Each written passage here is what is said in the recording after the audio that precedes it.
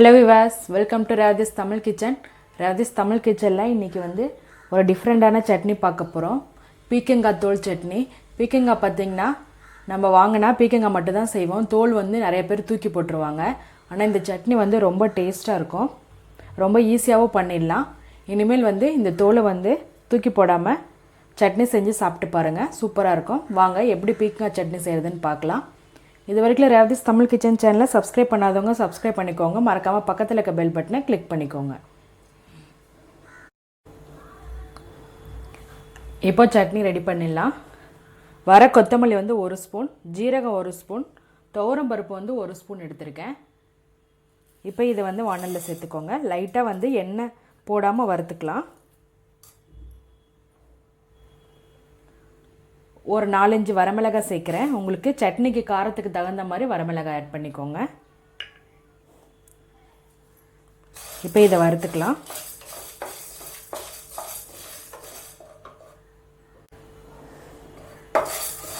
எண்ணெய் சேர்க்காமல் வறுத்துக்கோங்க. நல்லா வாசம் வரும் வறுபட்ட பிறகு.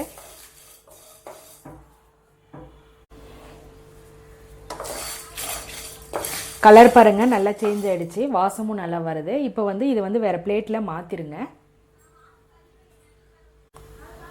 அடுத்ததாக 1 ஸ்பூன் ஆயில் சேர்த்துக்கோங்க. அதில் நம்ம எடுத்து வச்சுருக்க பீக்கங்காய் தோலை போட்டு வறுத்துடலாம். இதோட பச்சை வாசனை எல்லாம் போகணும்.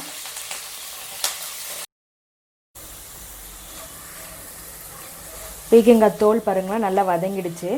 கலரும் நல்லா சேஞ்ச் ஆகிடுச்சு. இப்போ இதையும் வேறு பிளேட்டுக்கு மாற்றிடுங்க.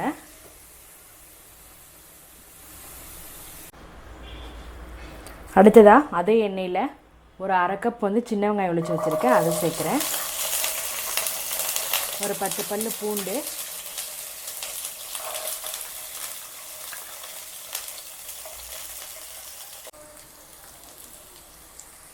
வெங்காயம் பூண்டு வதங்கின பிறகு தக்காளி சேர்த்துக்கலாம்.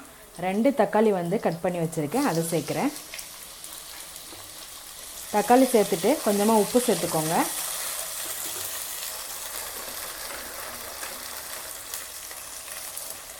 தக்காளி நல்லா வதங்கட்டும்.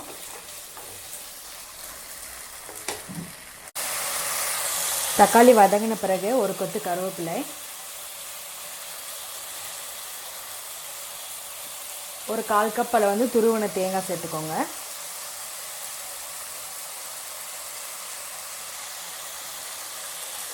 சேர்த்து நல்லா மிக்ஸ் பண்ணி விடுங்க.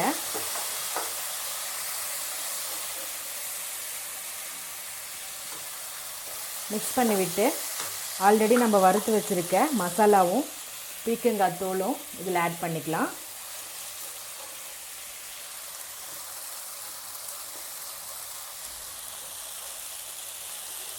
கூடவே சின்னதாக நெல்லிக்காய் சைஸ் புளி ஆட் பண்ணிக்கலாம். சேர்த்து நல்லா மிக்ஸ் பண்ணி விட்டு இதை ஆறின பிறகு மிக்ஸி ஜாரில் சேர்த்து அரைச்சி எடுத்துடலாம்.